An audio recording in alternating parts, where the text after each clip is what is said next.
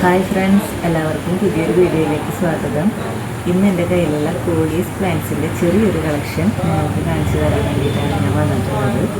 അപ്പോൾ നമുക്ക് പ്ലാന്റ്സ് ഒക്കെ ഒന്ന് കണ്ടാലോ. കോളീസിൻ്റെ എല്ലാ ചെടികളും ഒരു വരിയായിട്ട് വഴിയുടെ ഒരു സൈഡിലാണ് ഞാൻ വെച്ചിട്ടുണ്ടായിരുന്നത്.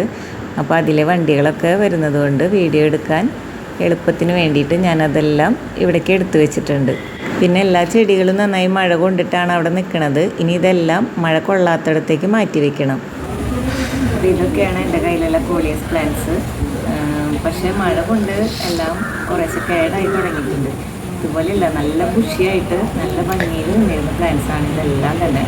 പക്ഷേ ഇപ്പോൾ തുടർച്ചയായിട്ട് മഴ പെയ്ത് മഴ കൊണ്ട് ഇപ്പോൾ കുറേശ്ശൊക്കെ കേടായി തുടങ്ങിയിട്ടുണ്ട്. എന്നാലും ഇനി ഇതിൻ്റെയൊക്കെ തലപ്പുകൾ മുറിച്ച് നടാൻ പോവാണ് ഞാൻ.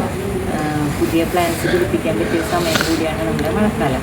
അപ്പോൾ ഇത് ശരിക്കും നമ്മൾ പ്രൂൺ ചെയ്ത് റെഗുലറായിട്ട് വളങ്ങളൊക്കെ കൊടുത്താൽ നല്ല ഭംഗിയിൽ നിൽക്കുന്ന ഒരു പ്ലാന്റാണ്.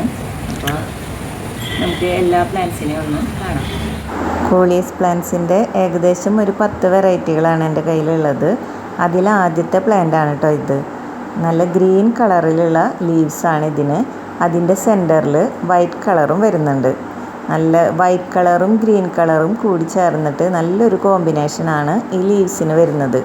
നല്ല ഭംഗിയില്ലേ അതിൻ്റെ ലീവ്സ് കാണാൻ.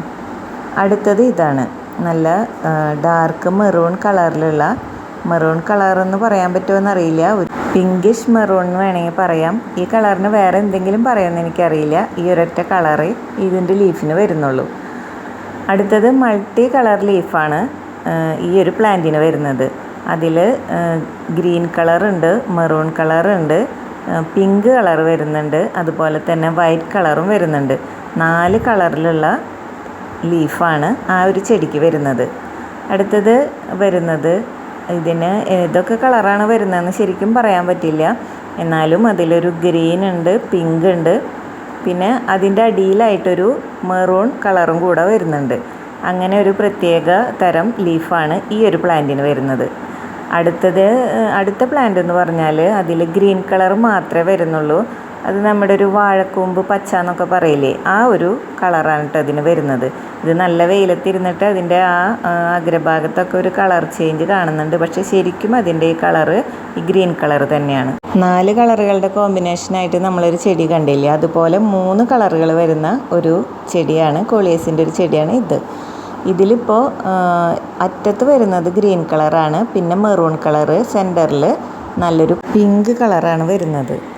നല്ല ഭംഗിയുള്ള ലീവ്സാണ് കേട്ടോ ഇതിൻ്റെ. എൻ്റെ കളക്ഷനിൽ തന്നെ എനിക്ക് ഏറ്റവും ഇഷ്ടപ്പെട്ട വളരെ ബ്യൂട്ടിഫുൾ ആയിട്ടുള്ള ഒരു കോളിയസ് പ്ലാന്റ് ആണ് ഇത്. നമ്മളിപ്പോൾ കണ്ട ചെടിയുടെ ഇലകൾ പോലെ തോന്നുന്ന വേറൊരു പ്ലാന്റാണ് ഇത്. എന്നാൽ ഇതിൻ്റെ ലീവ്സ് കുറച്ചും കൂടെ പരന്നിട്ടാണ് വരുന്നത്. അതുപോലെ ഇതിൽ ഈ ഗ്രീൻ കളറ് ഇതിൻ്റെ അരികത്ത് മാത്രമല്ല കാണുന്നത്. സെൻറ്ററിൽ പിങ്ക് കളറുണ്ട്, പിന്നെ മെറൂൺ കളർ ആകെ പരന്നിരിക്കുകയാണ് ഈ ഒരു പ്ലാന്റിൽ. നമ്മൾ മുൻപ് കണ്ട പ്ലാന്റ് ഇതുപോലെയാണ് ഇരിക്കുന്നത്. അതിൻ്റെ ആ അരികിലായിട്ട് ആ ഗ്രീൻ കളറ് നല്ല രസത്തിലാണ് വന്നിട്ടുള്ളത്, കണ്ടോ. അപ്പോൾ ഈ 2 പ്ലാന്റ്സും തമ്മിൽ വളരെ വ്യത്യാസമുണ്ട്. ഇതിലുള്ള അതേ കളേഴ്സ് തന്നെയാണ് ആ ഒരു പ്ലാന്റിലും വന്നിട്ടുള്ളത്. അടുത്ത ഈ ഒരു പ്ലാന്റും എനിക്ക് വളരെ ഇഷ്ടപ്പെട്ട ഒരു കളർ കോമ്പിനേഷനിൽ വരുന്നതാണ്.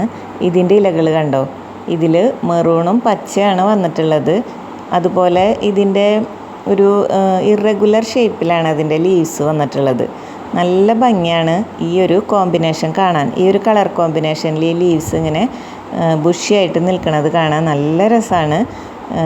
വളരെ ഭംഗിയിൽ വളർത്താൻ കഴിയുന്ന ഒരു പ്ലാന്റാണ്. അടുത്ത ഈ ഒരു പ്ലാന്റും വളരെ ഭംഗിയുള്ളൊരു ചെടി തന്നെയാണ്. ഇതിൻ്റെ ലീവ്സ് കണ്ടോ, ഒരു സിക്സാഗ് മാനറിലാണ് അതിൻ്റെ ഷേപ്പ് വരുന്നത്. മറ്റുള്ള കോളിയസ് പ്ലാന്റ്സിൽ നിന്നെല്ലാം വ്യത്യസ്തമാണ് അതിൻ്റെ ഇലകളുടെ ഷേപ്പ് വരുന്നത്. ഇതിലും ഗ്രീൻ കളറും മെറൂൺ കളറും തന്നെയാണ് വന്നിട്ടുള്ളത്. ഈ ഒരു കളറിന് മെറൂൺ തന്നെയാണോ പറയാമെന്ന് എനിക്കറിയില്ല.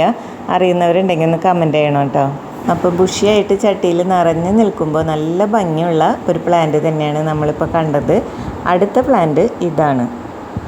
ഇതിൽ നമ്മൾ മുൻപ് കണ്ട ഒരു പ്ലാന്റ് പോലെ തോന്നുമെങ്കിലും ഇതിലും അതിൻ്റെ ആ കളർ കോമ്പിനേഷൻ ഡിഫറെൻ്റ് ആയിട്ടാണ് വരുന്നത്. ഇതിൽ കൂടുതലും ഗ്രീനാണ് വന്നിട്ടുള്ളത്. ആ ഗ്രീൻ കളറിൻ്റെ ഇടയിലായിട്ടാണ് ആ മെറൂൺ കളർ വരുന്നത്. പിന്നെ ഈ ഒരു ഗ്രീൻ കളർ എന്ന് പറഞ്ഞാൽ ഒരു യെല്ലോയിഷ് ഗ്രീൻ കളറാണ്. അതും ഈ ഒരു മെറൂൺ കളറും തമ്മിലുള്ള കോമ്പിനേഷൻ വളരെ ബ്യൂട്ടിഫുള്ളാണ്. അപ്പോൾ ഇങ്ങനെയുള്ള ഒരു 10 കോളിയസ് വെറൈറ്റികളാണ് എൻ്റെ കയ്യിലുള്ളത്. ഈ ഒരു കോളിയസിൻ്റെ ചട്ടിയിൽ കണ്ട ഒരു കലേഡിയം പ്ലാന്റ് മുളച്ച് വന്നിട്ടുണ്ട്. അതിൻ്റെ വിത്തുകൾ അതിലുണ്ടായിരുന്നു എന്നാണ് തോന്നുന്നത്. ഇപ്പോൾ മഴ പെയ്തപ്പോഴാണ് ആ ഒരു പ്ലാന്റ് മുളച്ച് വന്നിട്ടുള്ളത്. നമ്മൾ സാധാരണ പൂച്ചെടികളൊക്കെ വളർത്തുന്നതിനേക്കാളും വളരെ ഈസി ആയിട്ട് ഈ ചെടികൾ നമുക്ക് വളർത്തിയെടുക്കാൻ സാധിക്കും. സാധാരണ ചെടികൾ പൂക്കൾ കൊണ്ട് വസന്തം തീർക്കുമ്പോൾ ഇലകൾ കൊണ്ട് വസന്തം തീർക്കുന്നവരാണ് കോളിയസ് പ്ലാന്റ്സ് എന്നാണ് പറയാറുള്ളത്. കാരണം വളരെയധികം കളറുകളിലാണ് ഇതിൻ്റെ ഇലകൾ വരുന്നത്. മൾട്ടി കളറിൽ വരുന്ന ഇലകളുണ്ട്. ഒരൊറ്റ കളറാണെങ്കിൽ പോലും വളരെ ബ്യൂട്ടിഫുള്ളായിട്ട് ബുഷിയായിട്ട് നിൽക്കുന്ന പ്ലാന്റ്സാണ് കോളിയസ് പ്ലാന്റ്സ്. സാധാരണ നമ്മൾ ഇലച്ചെടികൾ എന്ന് വിളിക്കുന്ന ചെടികളാണ് കേട്ടോ കോളിയസ് പ്ലാന്റ്സ്. ഇതിന് വേറെ എന്തൊക്കെയോ പേരുകളുണ്ട്, അത് എന്താണെന്ന് എനിക്ക് ശരിക്കും അറിയില്ല. പലയിടത്തു നിന്നായിട്ടാണ് കേട്ടോ ഈ ഒരു ഓരോ വെറൈറ്റികളും കളക്ട് ചെയ്ത് ഞാനിങ്ങനെ ഒരു 10 ചെടികൾ സ്വന്തമാക്കിയിട്ടുള്ളത്. ഇതിപ്പോൾ ഏകദേശം 2 വർഷത്തോളമായിട്ട് ഈ 10 ചെടികളും ഞാൻ വളർത്തിക്കൊണ്ട് വരുന്നുണ്ട്. ഈ ചെടികൾ മിൻറ്റ് ഫാമിലിയിലാണ് കേട്ടോ വരുന്നത്. അതായത് ലാമിയേസി ഫാമിലിയിൽ വരുന്ന ചെടികളാണ്. അതിൻ്റെ തണ്ട് നോക്കിയാൽ നമുക്കറിയാം വളരെ സോഫ്റ്റായിട്ടുള്ള തണ്ടുകളാണ്.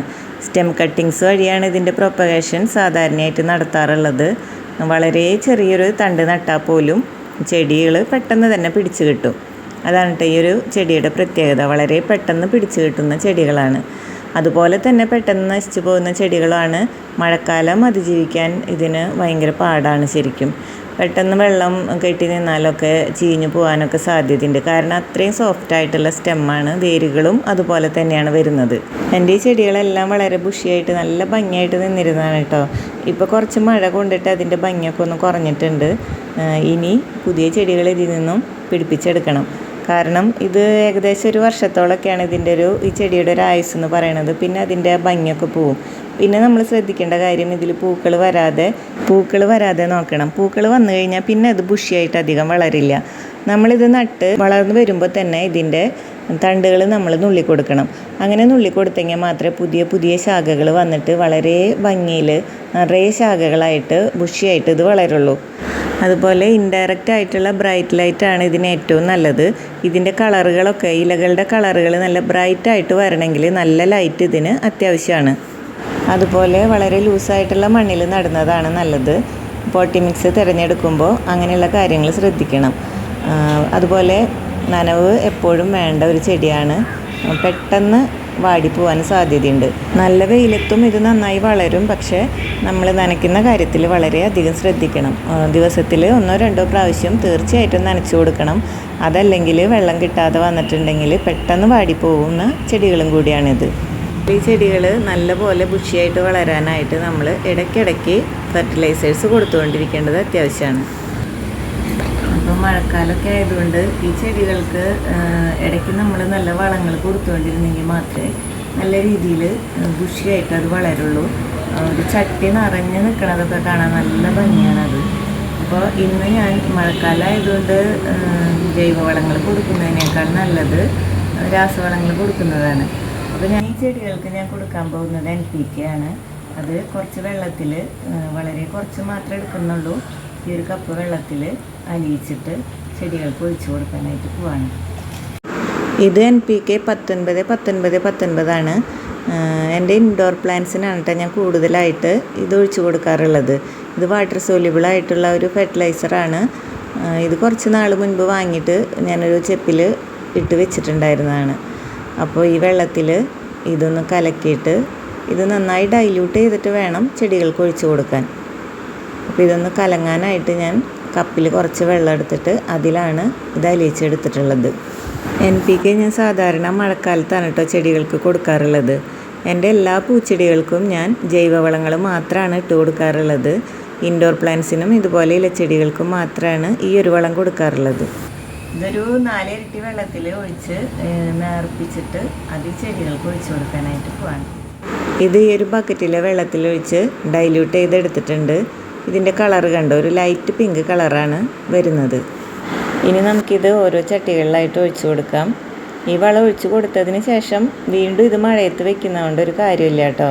ഈ വളം കൊടുത്തതിന് ശേഷം ഈ ചെടികളെല്ലാം മഴ കൊള്ളാതെ വീടിൻ്റെ ഒരു സൈഡിലേക്ക് മാറ്റി വെക്കാനാണ് ഉദ്ദേശിക്കുന്നത്. അതുകൊണ്ടും കൂടിയാണ് കേട്ടോ ഈ ഒരു വളം ഇപ്പോൾ ഒഴിച്ചു കൊടുക്കുന്നത്. മഴക്കാലത്ത് ഈ ഒരു ഫെർട്ടിലൈസർ 2 ആഴ്ച കൂടുമ്പോൾ ഒഴിച്ചു കൊടുക്കുന്നത് നല്ലതാണ് കേട്ടോ.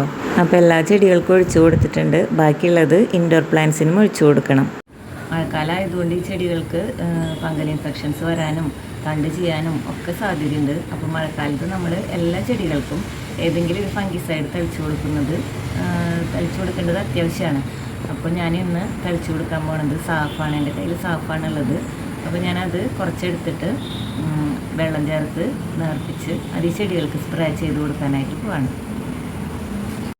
ബ്ലൂ കളറിലുള്ള ഒരു പ്ലാന്റ് ഫംഗിസൈഡാണ് സാഫ്. ഇത് കണ്ടോ, ഈ ഒരു കളറിലാണ് കേട്ടോ ഇത് വരുന്നത്. ഇത് നമുക്ക് പാക്കറ്റിൽ വാങ്ങിക്കാനായിട്ട് കിട്ടും. ഏകദേശം 30-40 രൂപയാണ് കേട്ടോ ഇതിൻ്റെ വില വരുന്നത്. കഴിഞ്ഞ മഴക്കാലത്താണ് കേട്ടോ ഞാനിത് ആദ്യമായിട്ട് വാങ്ങുന്നത്. അന്ന് എൻ്റെ ഒരുപാട് ചെടികൾ ഫംഗൽ ഇൻഫെക്ഷൻ വന്ന് ചീഞ്ഞു പോയി. അങ്ങനെയാണ് ഞാനിത് ആദ്യമായിട്ട് ഉപയോഗിച്ചത്. ഇത് ഉപയോഗിച്ചപ്പോൾ ഫംഗൽ ഇൻഫെക്ഷൻ ബാധിച്ച കുറേ ചെടികളൊക്കെ ഇൻഫെക്ഷനൊക്കെ മാറി. അതിൻ്റെ വീഡിയോ ഒക്കെ ഞാൻ ചെയ്തിട്ടുണ്ടായിരുന്നു കേട്ടോ മുൻപ്. എൻ്റെ ഒരു കലേഡിയം പ്ലാന്റ് കുറേ ഭാഗം ചീഞ്ഞു പോയതായിരുന്നു. ഈ സാഫ് പരട്ടി വെച്ചപ്പോൾ കുറച്ച് ദിവസം കഴിഞ്ഞപ്പോൾ അതിൻ്റെ അസുഖമൊക്കെ മാറി അത് വീണ്ടും നല്ല രീതിയിൽ വളർന്നു വന്നു. അത് ഞാൻ എൻ്റെ മുൻപത്തെ ഒരു വീഡിയോയിൽ കാണിച്ചിട്ടുണ്ടായിരുന്നു. അതുകൊണ്ടും കൂടിയാണ് ഒരു പ്രിക്കോഷൻ എന്നുള്ള നിലയ്ക്ക് ഈ മഴക്കാലമായപ്പോൾ ഞാനിത് ചെടികൾക്ക് തളിച്ചു കൊടുക്കാമെന്ന് വിചാരിക്കുന്നത്. കോളിയസ് പ്ലാന്റ്സിന് മാത്രമല്ല കേട്ടോ, എല്ലാ പ്ലാന്റ്സിനും തളിച്ചു കൊടുക്കുന്നുണ്ട്. കോളിയസ് പ്ലാന്റ്സ് ഈ പറഞ്ഞ പോലെ വളരെ നേർത്ത തണ്ടുകളും പെട്ടെന്ന് നശിച്ചു പോകുന്ന വേരുകളൊക്കെ ആയതുകൊണ്ട് തന്നെ ഫംഗൽ ഇൻഫെക്ഷൻ വരാനുള്ള സാധ്യതയുണ്ട്. ഇൻഫെക്ഷൻ വന്നാൽ പെട്ടെന്ന് നശിച്ചു പോകാനും സാധ്യതയുണ്ട്. അപ്പോൾ ഇതിന് തീർച്ചയായിട്ടും നമ്മൾ ഇതുപോലെ എന്തെങ്കിലും ഫംഗിസൈഡ് തളിച്ചു കൊടുക്കണം. ഈ ഒരു സ്പ്രേയർ വെച്ചിട്ട് ഈ ചെടികൾക്ക് തളിച്ചു കൊടുക്കുമ്പോൾ വളരെ ദൂരത്തേക്ക് വരെ സ്പ്രേ ചെയ്യാനായിട്ട് സാധിക്കുന്നുണ്ട്. വളരെ നല്ലൊരു സ്പ്രേയറാണ് കേട്ടോ ഇത് നമ്മുടെ അടുത്തുള്ള വിത്തുകളും വളങ്ങളും അതുപോലെ കാർഷിക ഉപകരണങ്ങളൊക്കെ വിൽക്കുന്ന ഒരു കടയുണ്ട്. അവിടെ നിന്ന് വാങ്ങിച്ചതാണ് കേട്ടോ. ഞാൻ ചെടികൾക്ക് ഇടയ്ക്കിടയ്ക്ക് വേപ്പെണ്ണ മിശ്രിതം തെളിച്ചു കൊടുക്കാറുണ്ട്. അപ്പോൾ അതും ഇതിലൊഴിച്ചിട്ട് തന്നെയാണ് സ്പ്രേ ചെയ്ത് കൊടുക്കാറുള്ളത്. അത് കീടങ്ങൾ വരാതിരിക്കാനും അതുപോലെ രോഗങ്ങൾ വരാതിരിക്കാനൊക്കെ വളരെ നല്ലതാണ്. അപ്പോൾ എല്ലാ ചെടികൾക്കും സാഫ് തെളിച്ച് കൊടുത്തിട്ടുണ്ട്. ഇനി ചെടികളെല്ലാം എടുത്തിട്ട് വീടിൻ്റെ ഒരു സൈഡിലേക്ക് മാറ്റി വയ്ക്കണം. കോളിയസ് പ്ലാന്റ്സ് വളർത്തുമ്പോൾ ഏറ്റവും നമ്മൾ ശ്രദ്ധിക്കേണ്ട കാര്യം അത് വളർന്നു വരുന്നതിനനുസരിച്ച് നമ്മൾ അതിൻ്റെ തണ്ടുകൾ നുള്ളിക്കൊടുക്കണം. അപ്പോഴാണ് പുതിയ ശാഖകൾ വന്നിട്ട് നല്ല രീതിയിൽ ബുഷിയായിട്ട് അത് വളരുള്ളൂ. നമ്മളങ്ങനെ ചെയ്തു കൊടുത്തില്ലെങ്കിൽ ആ ഒരു പ്ലാന്റ് ഒരിക്കലും നല്ല ഭംഗിയിൽ വളരില്ല. അത് നേരെ മേലേക്ക് വളർന്നു പോയിട്ട് അതിൽ പൂക്കൾ എന്ന് പറയുന്നത് കതിര് പോലെ, നമ്മുടെ ചീരയിലൊക്കെ കതിര് വരുന്ന പോലെയാണ് കേട്ടോ അതിൻ്റെ പൂക്കൾ വരുന്നത്. പൂക്കൾ വന്നു കഴിഞ്ഞാൽ പിന്നെ അതിൽ ബ്രാഞ്ചസ് ഒന്നും വരില്ല. പിന്നെ ആ ചെടിയുടെ വളർച്ച മുരടിച്ച് ആ ചെടി പിന്നെ നശിച്ചു പോവാണ് ചെയ്യുന്നത്. പോലെ ആദ്യത്തെ തലപ്പുകൾ നുള്ളിക്കൊടുത്തിട്ട് വീണ്ടും ബ്രാഞ്ചസ് നിറയെ വരുമ്പോൾ വീണ്ടും അത് പ്രൂൺ ചെയ്ത് കൊടുക്കണം. ഇങ്ങനെ പ്രൂൺ ചെയ്ത് നിർത്തിയാൽ മാത്രമേ കോളിയസ് പ്ലാന്റ് വളരെ ബുഷിയായിട്ട് നല്ല ഭംഗിയായിട്ട് വളർത്താൻ സാധിക്കുള്ളൂ. കോളിയസ് പ്ലാന്റ്സിൻ്റെ ഇളം തണ്ടുകൾ മുറിച്ച് നട്ടിട്ട് പ്രൊപ്പഗേഷൻ നടത്തുമ്പോഴാണ് വളരെയധികം ശാഖകളോട് കൂടിയിട്ടുള്ള നല്ലൊരു പ്ലാന്റ് വളർന്നു വരുന്നത്. ഈ മഴക്കാലത്ത് കോളിയസ് പ്ലാന്റ്സ് കട്ട് ചെയ്തിട്ട് പുതിയ ചെടികൾ ഉണ്ടാക്കാൻ പറ്റിയ ഏറ്റവും നല്ല ഒരു സമയമാണ്. അപ്പോൾ ഞാൻ ഇന്ന് എൻ്റെ കയ്യിലുള്ള കോളിയസ് പ്ലാന്റ്സിൻ്റെ എല്ലാം കട്ടിങ്സ് എടുത്തിട്ട് ചെറിയ ചട്ടികളിൽ, ഞാൻ പുതിയ പ്ലാന്റ്സ് നടുമ്പോൾ എപ്പോഴും ചെറിയ ചട്ടികളിലാണ് നടാറുള്ളത്. അതൊന്ന് പിടിച്ച് കിട്ടിയതിന് ശേഷമാണ് പിന്നെ വലിയ ചട്ടികളിലേക്ക് മാറ്റി നടാറുള്ളത്. അപ്പോൾ പുതിയ ചെടികൾ ഉണ്ടാക്കാനായിട്ട് ഓരോ ചെടികളുടെയും ഓരോ ഇളം തണ്ടുകൾ വീതം ഞാൻ മുറിച്ചെടുക്കുന്നുണ്ട്. ഇത് നോക്കിയേ, 10 ചെടികളുടെയും ഓരോ കട്ടിങ്സ് വീതം ഞാൻ നുള്ളിയെടുത്തപ്പോൾ കണ്ടു എന്ത് കളർഫുള്ളായിട്ടായിരിക്കുന്നതെന്ന് നോക്കിയേ. അപ്പോൾ ഇനി ഇതെല്ലാം ചെറിയ ഓരോ ചട്ടികളിലായിട്ട് വെച്ച് കൊടുക്കാം. ഇതിൽ ഞാനിപ്പോൾ മണ്ണ് മാത്രമാണ് എടുത്തിട്ടുള്ളത്. ഓരോ ചട്ടികളിലും മണ്ണ് മാത്രമാണ് എടുത്തിട്ടുള്ളത്. അതിൽ നമുക്ക് ഈ ചെടികൾ ഓരോന്നായിട്ട് വെച്ച് കൊടുക്കാം. ഈ ഒരു ചട്ടി കണ്ടോ, ഇത് ഇൻഡോർ പ്ലാന്റ്സ് നടാനായിട്ട് ഞാൻ വാങ്ങിച്ചതാണ് കേട്ടോ. ഇതുപോലുള്ളൊരു 5 ചട്ടി വാങ്ങിച്ചിട്ടുണ്ടായിരുന്നു. അതിലൊക്കെ ഇപ്പോൾ പ്ലാന്റ്സ് ഉണ്ട്. ഇതിലുണ്ടായിരുന്ന ഒരു പ്ലാന്റ് അത് കേടായിപ്പോയി. അപ്പോൾ എന്തായാലും ഈ കോളിയസ് പ്ലാന്റ് ഇതിൽ നടാമെന്ന് വിചാരിച്ചു. അപ്പോൾ എല്ലാ പ്ലാന്റ്സും ഞാൻ ഇതുപോലെ ഓരോ ചട്ടികളിൽ നട്ടു കൊടുക്കുന്നുണ്ട്. എല്ലാ പ്ലാന്റ്സിൻ്റെയും കട്ടിങ്സ് എടുത്തിട്ട് ഞാൻ വേറെ ചട്ടികളിൽ നട്ടിട്ടുണ്ട്. ചട്ടികൾ എന്ന് പറയുമ്പോൾ ചെറിയ ഐസ്ക്രീം പാത്രങ്ങളും പ്ലാസ്റ്റിക് പാത്രങ്ങളും ഒക്കെ ആയിട്ടാണ് കേട്ടോ നട്ടിട്ടുള്ളത്. ഇതൊക്കെ ഒന്ന് പിടിച്ച് കിട്ടിയതിന് ശേഷം നമുക്ക് വലിയ പോട്ടിലേക്ക് മാറ്റി നടാം. 10 ചട്ടികളിലായിട്ട് 10 തരം കോളിയസ് വെറൈറ്റികളാണ് ഇപ്പോൾ നട്ടു കൊടുത്തിട്ടുള്ളത്. ഇനി പ്ലാന്റ്സ് വളർന്ന് ചെറിയ ശാഖകൾ വരുമ്പോൾ അതിൻ്റെയൊക്കെ തലപ്പുകൾ നുള്ളിക്കൊടുത്താൽ അതിലൊരുപാട് ബ്രാഞ്ചസ് വരും. അങ്ങനെ ഇത് കുറച്ച് വലിയൊരു പ്ലാന്റായിട്ട് വരുമ്പോൾ കുറച്ചും കൂടെ വലിയൊരു ചട്ടിയിലേക്ക് ഇത് മാറ്റി വയ്ക്കും. അപ്പോൾ നിറയെ ബ്രാഞ്ചസൊക്കെ വന്ന് വളരെ ബുഷിയായിട്ട് നല്ല ഭംഗിയിൽ ഇത് വളരും. അപ്പോൾ ഈ മഴക്കാലം കഴിയുമ്പോഴത്തേക്കും എൻ്റെ കയ്യിലുള്ള പ്ലാന്റ്സ് ചിലപ്പോൾ കേടായി പോയാലും ഈ ചെടികളൊന്നും നശിച്ചു പോവാതെ തന്നെ പുതിയ ചെടികൾ ഉണ്ടാക്കാനായിട്ട് ഇതുപോലെ കട്ടിങ്സ് നടുന്നത് കൊണ്ട് സാധിക്കും. അന്ന് നമ്മൾ റിപ്പോർട്ട് ചെയ്ത CC പ്ലാന്റ് വളരെ ഉഷാറായിട്ട് നിൽക്കുന്നുണ്ട്. നല്ല ഷൈനി ആയിട്ടുള്ള ലീവ്സൊക്കെ ആയിട്ട് ഇതിൽ കുറച്ച് പൊടിയൊക്കെ ഉണ്ടായിരുന്നു. ഞാനതൊക്കെ നന്നായിട്ട് തുടച്ച് കളഞ്ഞിട്ടുണ്ട്. അപ്പോൾ ലീവ്സൊക്കെ നല്ല ഷൈനി ആയിട്ട് നല്ല ഭംഗിയായിട്ട് തന്നെ നിൽക്കുന്നുണ്ട് കേട്ടോ. കഴിഞ്ഞ വീഡിയോയിലാണ് ഞാനിതിൻ്റെ റിപ്പോർട്ടിങ് കാണിച്ചിട്ടുണ്ടായിരുന്നത്. അത് കാണാത്തവരുണ്ടെങ്കിൽ ആ വീഡിയോ ഒന്ന് ചാനലിൽ പോയി കാണണം. ഇതുപോലുള്ള ഗാർഡനിങ് ടിപ്സും ഗാർഡനിങ് ഐഡിയാസൊക്കെ ആയിട്ട് ഞാൻ വീണ്ടും വരാം. അപ്പോൾ ഇന്നത്തെ വീഡിയോ ഇത്രയേ ഉള്ളൂ. വീഡിയോ എല്ലാവർക്കും ഇഷ്ടമാവുമെന്ന് കരുതുന്നു. വീഡിയോ ഇഷ്ടമാവുകയാണെങ്കിൽ സപ്പോർട്ട് ചെയ്യാൻ മറക്കരുത്. സബ്സ്ക്രൈബ് ചെയ്യാത്തവരുണ്ടെങ്കിൽ സബ്സ്ക്രൈബ് ചെയ്യാനും മറക്കരുത്. അപ്പോൾ അടുത്തൊരു വീഡിയോയിൽ നമുക്ക് വീണ്ടും കാണാം.